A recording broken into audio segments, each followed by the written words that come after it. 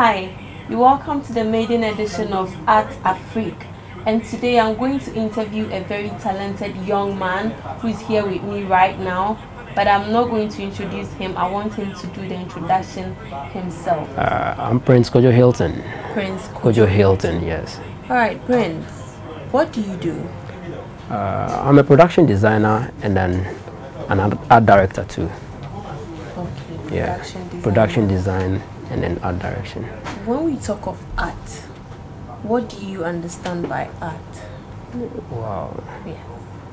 Art actually defines creativity. Okay, God himself is an artist, you know, and he created the whole world with art. So when someone is an artist, he's just like God, next to God. So that's how I see it. And art is passion. It's a talent, it's a gift. So if you are blessed with a gift, then you are one of a kind. Wow. And you said you're a production designer and art director. Production designer is a visual storyteller, and he creates the visual concepts for films, television and theater productions. In terms of the set, in terms of props, in terms of costume and makeup. And I have cherished art since my childhood, and I have never thought of doing something apart from art. So it's my passion. I eat as an artist, I walk like an artist, I dream like an artist, I do everything art. I saw one Lion King scenic design thing you did. Can you tell us about it? Great. I love the Lion King story. I've been waiting for the day when I'll be called to work on that production. And lo and behold, I was there and I was called by TIS, the International School, that they wanted to stage the Lion King. And I was like, wow. So I should come on board as a scenic designer. So I created the Pride Rock, the scenic design, talking of the elephant graveyard, the in the jungle scene, and talking of the scenery. As I said earlier, art is a gift, but you don't have to rely on a gift. An artist should be very intelligent in terms of academics too. You know, art is not just drawing and painting as we were told earlier when we were young. It goes beyond that. And an artist is a fast thinker, someone who is able to read through images, you know, and you can't do all that by talent. You need to go extra. So I was gifted, but then I acquired a little knowledge, which I did it in a snappy way. I'll tell you how I got my education. Very sharp. After my junior secondary school, my GSS, I enrolled straight in a diploma course with ICS. The school was in US. So I did a correspondence for 1 year. I did fine art. Okay. And then after, I wrote NOVDEC. I didn't go SS for 3 years. So after I wrote NOVDEC, I registered for 1 year, which I wrote general knowledge in art, picture making, and core English and core maths. Then I applied at the National Theatre to do my internship in scenic design, where I met my own uncle, who was the technical director then, Johnson Edu, who was one of the greatest artists ever, you know, who also, you know, helped me through this career when I was coming up. That's how you got yes. And then again, I also enrolled in other courses on the internet in production design, and then later I joined NAFTI to do production design and art direction. And after the Lion King, I also know of the big eruption. Yeah, the volcano. Volcano. Yeah, the volcano. Guinness. Yes, the big Guinness eruption. Tell us about it. Great. It was a project to launch a Guinness bottle. Okay, the brand new, the label on the Guinness bottle.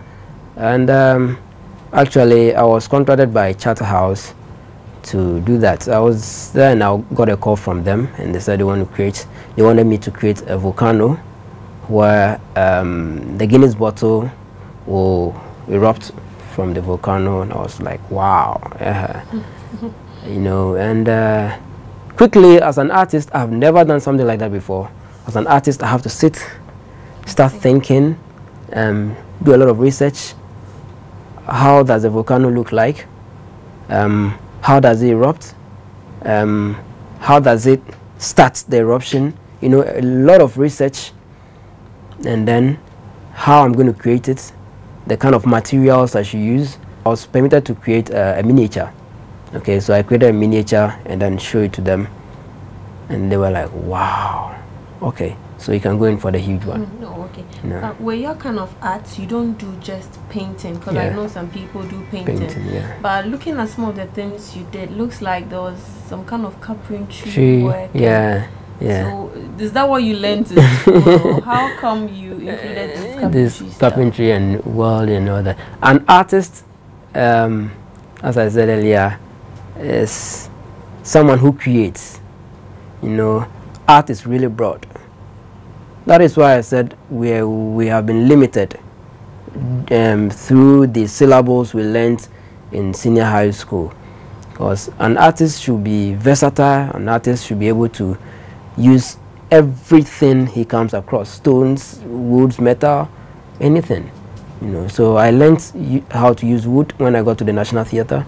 The carpentry shop, they taught me how to use wood to create everything, the props, polystyrene, kako, what we call kako. Yeah, I can use kako to mold you. Wow. Yes. A bit of sculpture, leather work, and everything. You know, because as a production designer, you create the visual concept of a film, and you'll be asked to create. Maybe you've been given an empty space. You'll be asked to create maybe a shrine. You have to think fast.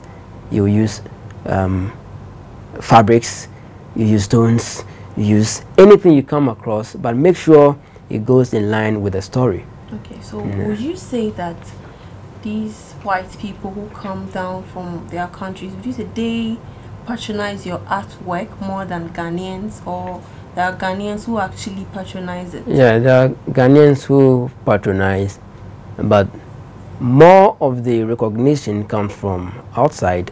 Sometimes whites come around, and then where my studio was located, which I have moved, when you are walking on the streets, you can see through my gate, and you can see a very huge background which attracts people.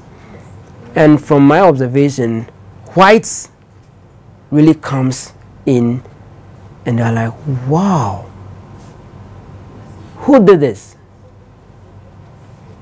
How did you do it? You know, and they ask me a lot of questions.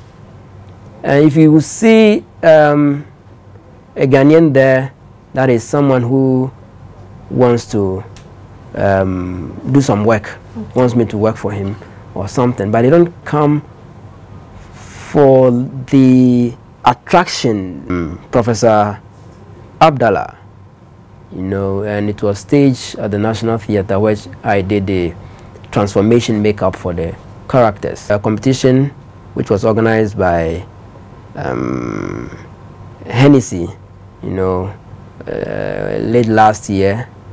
They wanted to launch a product, and with that they thought of acknowledging art or artists, you know. So we were put into a competition, a contest where a Ghanaian artist, which I represented Ghana, and then David, who was from Germany, and then Ram was an American, and the three of us. It was massive. Very, very interesting. Very, very interesting. At the Kahuna Lounge. Okay. Lounge, yeah, that was where we did a competition, and I came second. Wow. Yes. Yeah, I like that set. And that was one of the craziest sets. I did that somewhere 2012, where I created that set. It was for a musical concert where the old hip life artists, like the veteran artists, musicians, were called back on stage to perform. So actually, was Bolare called me. He gave me the concept that he wanted a ghetto blaster as the set for the show. So I created, I did a graphic design of it and then showed it to him. He's like, whoa, are you sure we can have what you have here on this picture, on this paper, on the stage? I said, yes. I realized he was doubting. So I told him, okay, I'll add one thing. I'll make sure the cassette plays when they are performing. He's like, oh, no, I'm not sure. Even with creating the thing, I'm like, I'm baffling on how you do that. I said, no, don't worry, just put the money into account. It will work. You know, and that day, by the grace of God, I surprised everybody. And how was the response when they saw? The first response was from Bolare. He took a lot of pictures, even whilst I was setting up in the conference center, the dome. A lot of pictures. He was happy to see the cassette playing, you know, and you can see when a performer is singing, performing, whilst he's singing, you can see the cassettes playing, and you see a signal, play, and then when he stands, you write pause. Wow. Yes, and then when he leaves the stage, stop. Wow. And then the cassette stop rolling. You know, production design or art direction. When a script is being given to me, I read the script over and over, and then I am able to determine the locale of the story and the settings where every scene should take place. That is my responsibility as a production designer, and how it should be created. Sometimes I'm being given a script that I'm supposed to create palace. You can't go enter into a palace, a real palace, to film. You have to create. So I'll create a palace which will look real, to the viewer, and talking of props, special props. Sometimes I do special effects, like when they cut off someone's hands, okay, head in a film. I have to create a model of the hand, or the head. You do all those? Yeah, I do all that. That will look like the person in the film. And in foreign productions, let's say in Hollywood, it's artists that make film. Everything you watch in a film is being created by an artist. Film is art. Okay, we watch movies and we crash cars, we burn houses. That is where architects come in, the sculptors come in, the painters come in, and there are scenes you see Spider-Man walking on skyscrapers. It's not real. They're all created by artists, where you see where we have this scenic painters painting the skyscraper, and it will be on the floor. I have a picture of that which I can show to you. They'll paint a building, where the building will be on the floor, and then the character will be crawling on the floor. You can have a shot that will look like he's really climbing up. It's trick, and all this have been created by artists. There was a movie that I was supposed to burn a house, and then the director cancelled that scene out of the story when we were shooting. So I approached him that there's this particular scene we have to shoot, that we're supposed to burn the house. He said, how are we in Hollywood? I said, we can do it. I know how to do it. So what I did was I created a model of the exact house we used for the film, a miniature, you know. And with that, there are so many techniques which you, the artist, should also learn. Shots. As a model maker, you learn shots, right? And how it will be filmed that will look real to the camera or to the viewer. And sometimes I do makeup, not makeup beauty.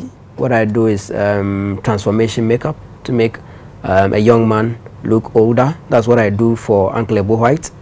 That was what I was the one doing for him when he started. But now, due to a lot of pressure on me, I've stayed back a little, but I'll go back, you know. And there's some other secret, or let's say undercover stuff too, that I do in terms of makeup. So when it comes to painting, yeah, what do you do under painting? Under painting, you do a whole lot of stuff. Under painting, I do realistic portraits. I do abstract in terms of impasto. I do scenic painting. Okay, scene, you know, market scenes, escapes. But I don't sell my artworks. Why? I love my works. The first time I did an exhibition, I came home crying at the trade fair. That was Intertourism 99. That was 1999, the first time. I was even forced to do that exhibition, and then I shared the stand. I shared the stand with one great artist, Adokwe. So he even forced me to, you have stuff, sell them. So we did it. I came home, I'm like, oh, I cherish this painting a lot. I sold it. Oh, I like this one. Where will I get the original? You know, and since then, I've never thought of selling my works. So my works are exhibited in films, okay, and on stage platforms, you know. So when you see me painting in my studio, I paint and keep them. But I have an intention of having a museum of my, like creating a museum where I'll keep my works, where people come to view them, watch them, and it wouldn't be just painting; it would be wild things. So can someone, since you said you don't sell your works, yeah, can someone approach you and tell you, oh, maybe Kojo, I like this particular painting, can you do the same thing a for me? replica for you? Yes. Will you do that? Right, if it's for a film, I'll do it. What if the person wants to put it in his room? Okay, then maybe portraits. Yeah. I've been doing portraits. My recent portraits, I did something for OJ Black, which I painted the sister's baby, and it looks so real. You have a picture and a video of that one. I'll paint you. So you do painting, painting, pencils. I do carpentry. I do pencil work. Pencil work. Yeah.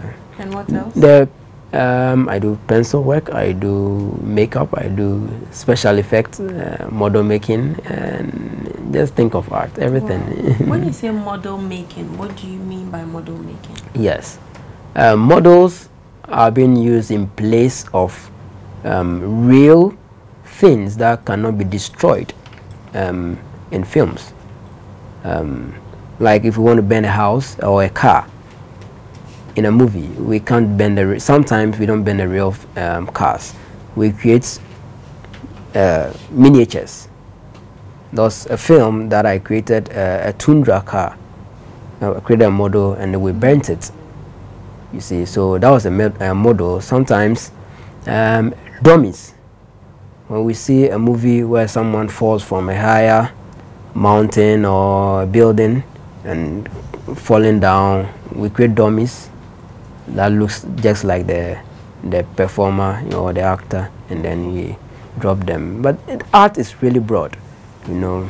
So artists should start learning, and they shouldn't rest on just the talents. So by the grace of God, I started a school, and I started as like visual art classes for visual art students, where they pass by after close of school to enhance the practical aspect of what they do in school.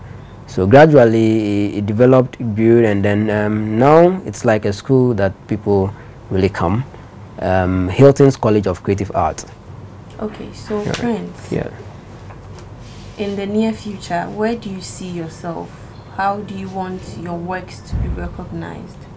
I want my works to be seen everywhere. Everywhere, like everywhere, and all over the world. In movies, on stage, everywhere. And do you have a set goal for yourself? Yes. There was a time a newspaper came, an article came about me that Prince Hilton, Hollywood Most Wanted, which means I'm being needed in Hollywood and not in Ghana. I'm like, oh no, I'm needed in Ghana, but I need to acquire the Hollywood skill. You know, I have an intention of getting to Hollywood sometime to enhance my skill in what I'm doing now. At least be with them, learn from them, come back to Ghana to develop our movie industry. You know, so that's my intentions. And then some time to come, I would love to have a place like Hollywood, where which I've already started. I have Haywood Studios. Haywood Studios is an art studio where we create all these things that I do, things that have been done in Hollywood for filmmaking. I do them here. So sometime to come, you hear Haywood competing with Hollywood. Wow. And you know, Ghanaians have this mentality: when they see art, they don't appreciate art. They see them and they pass by. They don't actually know what it depicts and all. How do you intend changing the Ghanaian mentality on arts to make Ghanaians love art and appreciate it? Yeah. Do you intend doing anything about it? It happened somewhere 2010, where somebody actually insulted me, a common painter. I was like, whoa. That means Ghanaians don't really value art, you know, and I was deeply hurt.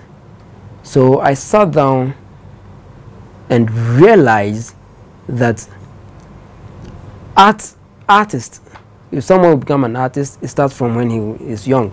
Like, it's an inborn, so you grow with it. But you should know that every child is an artist. You know, when you are growing, you divert, sometimes through peer pressure. So I realized that I can start something by training kids, developing their talents. So I registered an NGO, Support Arts Foundation,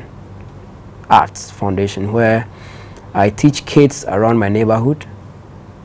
I train them on Saturdays. They come around, they come to my studio.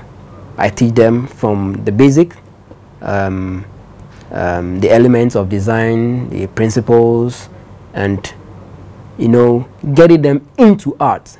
Because I realized when I was also growing, I passed through a lot of masters. You know, when I was growing, I met a lot of masters that I went to them. Then from them, they encouraged me, you know, and then I kept it, you know. So I also started this. Even last 2 weeks, we went around the town with the kids, me and my kids. There are about 12 of them.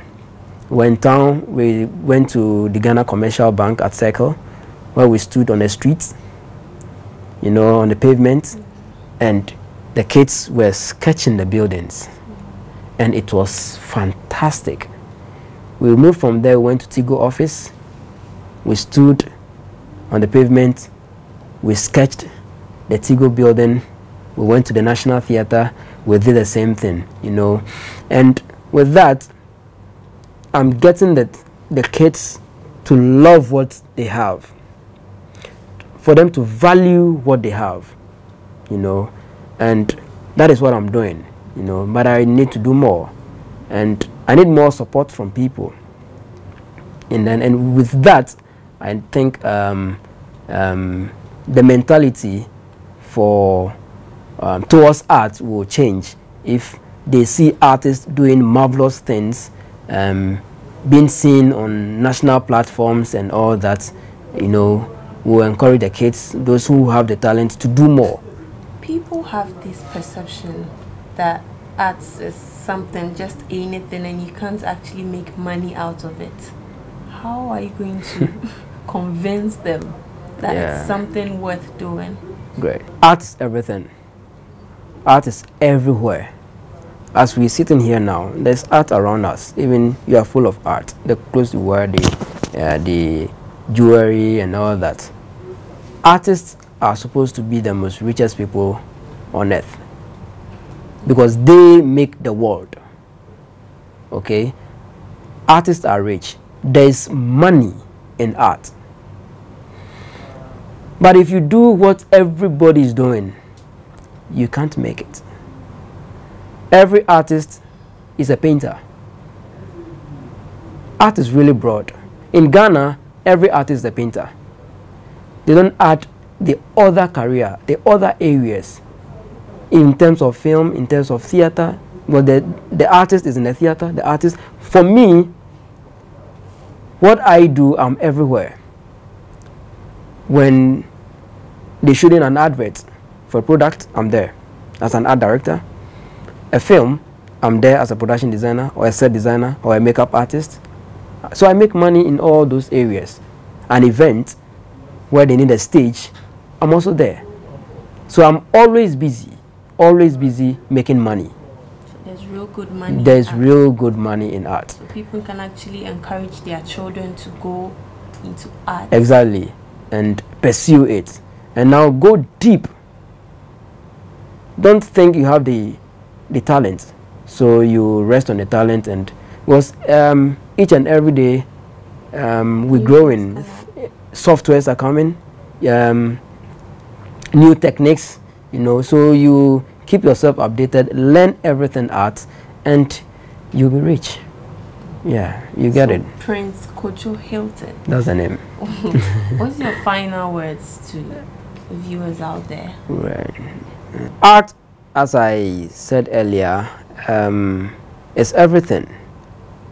If you have the gift, make sure you get yourself updated, continue learning, love what you do, keep what we call research, because an artist, you don't know where you're going. Sometimes you will there, someone will tell you, I need this, I want you to create an eagle eye, I want you to create. You are a creator. Okay, so if you don't have the skill, if you don't have the technical know-how, you know, you'll be left alone. Even though you're an artist, you won't be recognized. And let me tell you one thing: an artist should be famous and rich. Right? So just love what you do, feel at ease doing it, and keep learning. Are you on the social media? Facebook, Twitter, yes. Google. Yes, for now, is the social media that you can meet me, and I'm on Facebook. The name is Prince Kojo Hilton on Facebook. I'm on Google. Just go Prince Kojo Hilton on Google. You see a whole lot of things about me. I'm on